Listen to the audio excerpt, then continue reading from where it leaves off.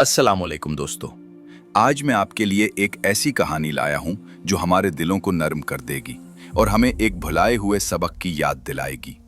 ये कहानी है मेहमान की फजीलत के बारे में। हमारे दीन इस्लाम में मेहमान को अल्लाह की रहमत करार दिया गया है।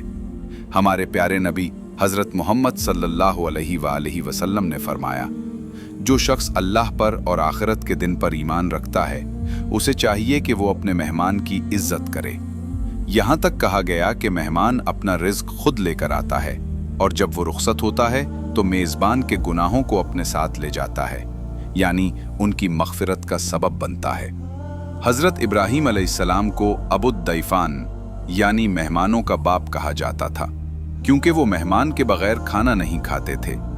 आज की हमारी कहानी इसी अजीम इस्लामी तालीम के गिर्द घूमती है। ये कहानी है रिज्क की बरकत और एक ऐसे दिल की जो दुनिया की मोहब्बत में तंग हो गया था। कदीम शहर बुखारा में हामिद नामी एक ताजिर रहता था।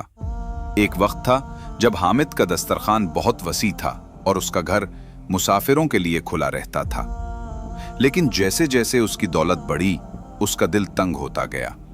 वो हर वक्त अपने मालो असबाब के हिसाब किताब में गुम रहता। उसे हर नए खर्च से घबराहट होती। उसकी बीवी फातिमा एक नेक और सखी खातून थी जो अक्सर उसे याद दिलाती कि ये दौलत अल्लाह की दीन है। लेकिन हामिद दुनिया की फिक्रों में ऐसा गुम था कि उसे लगता था कि हर आने वाला उसके माल में हिस्सा बटाने आ रहा है। एक सर्दी की शाम जब हामिद अपने गर्म कमरे में बैठा मुनाफा का हिसाब लगा रहा था, दरवाजे पर दस्तक हुई। फातिमा ने दरवाजा खोला तो सामने एक बूढ़ा खस्ताहाल मुसाफिर खड़ा था। उसके कपड़े फटे पुराने थे और वो सर्दी से कांप रहा था। उसने लरजती आवाज में कहा, अल्लाह की बंदी, मैं 3 दिन से भूखा हूं और सफर में हूं। क्या मुझे आज रात के लिए पनाह और खाने को कुछ मिल सकता है? अल्लाह तुम्हारा भला करेगा। हामिद ने अपने कमरे से झांका। उसके माथे पर बुल पड़ गए। फिर एक खर्चा, उसने दिल में सोचा। लेकिन इससे पहले कि वो कुछ कहता, फातिमा ने उस बूढ़े को अंदर बुला लिया। आइए बाबा जी, आप हमारे मेहमान हैं। हामिद ने गुस्से से अपनी बीवी को देखा लेकिन खामोश रहा। उसने सोचा, खैर है, एक रात की ही तो बात है। उस बूढ़े मुसाफिर का नाम अब्दुल्ला था। फातिमा ने उसे गर्म पानी दिया, हामिद के पुराने मगर अच्छे कपड़े दिए और दस्तरखान पर बेहतरीन खाना चुन दिया। बाबा अब्दुल्ला ने बहुत कम खाया और अल्लाह का शुक्र अदा करके सोने के लिए जगह मांगी।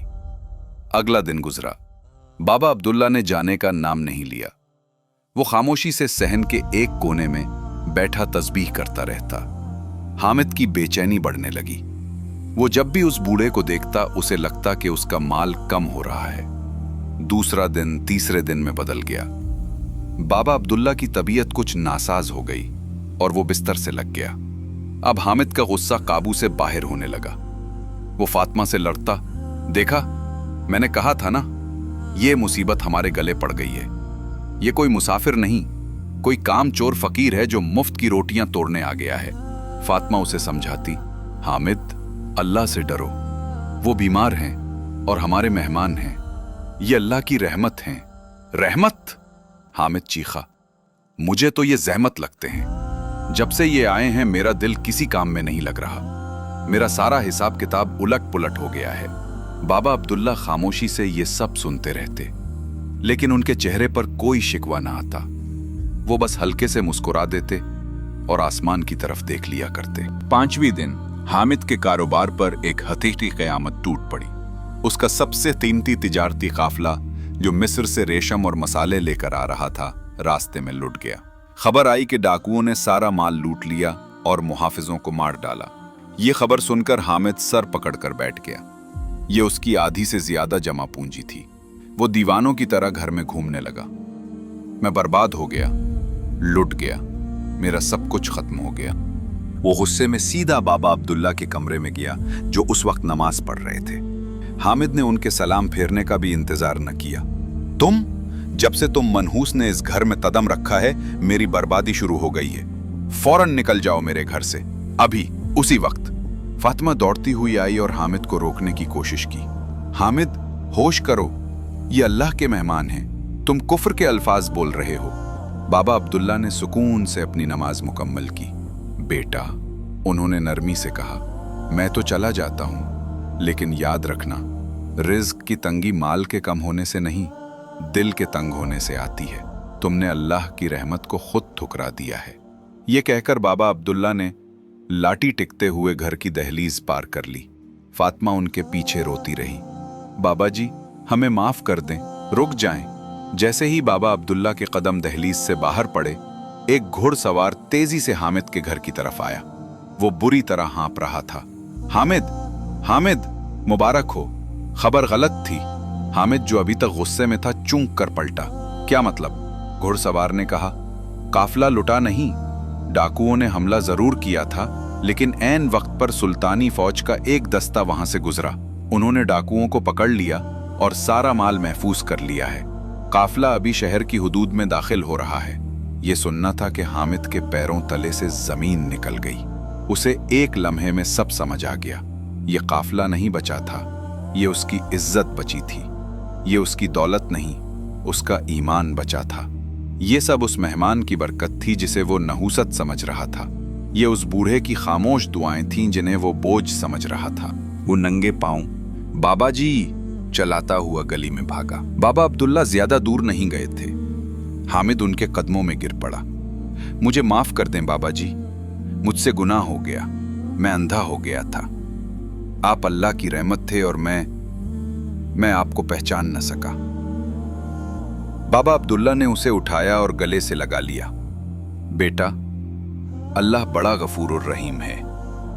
मेहमान 3 दिन का होता है। पहले दिन वो बरकत लाता है, दूसरे दिन घर वालों के गुनाह झाड़ता है, और तीसरे दिन उन पर रहमतें नाजिल करवा कर जाता है। मैं तो 5 दिन रहा। शायद अल्लाह को तुम्हारी आजमाइश मंजूर थी।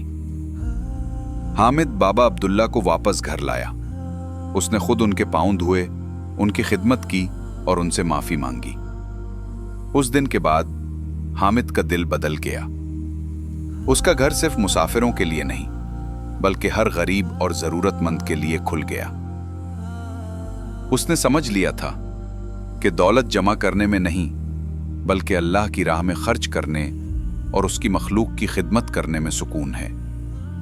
उसका कारोबार पहले से ज्यादा बढ़ गया, क्योंकि अब उसके माल में बरकत शामिल हो गई थी। तो दोस्तों, ये कहानी हमें याद दिलाती है कि जब भी कोई मेहमान आपके दरवाजे पर आए, तो ये ना सोचें कि वो आपका रिज्क कम करने आया है, बल्कि ये यकीन रखें कि वो अल्लाह की तरफ से आपके लिए रहमत और बरकत का पैगाम लाया है। उम्मीद है ये कहानी आपके दिल को छू गई होगी।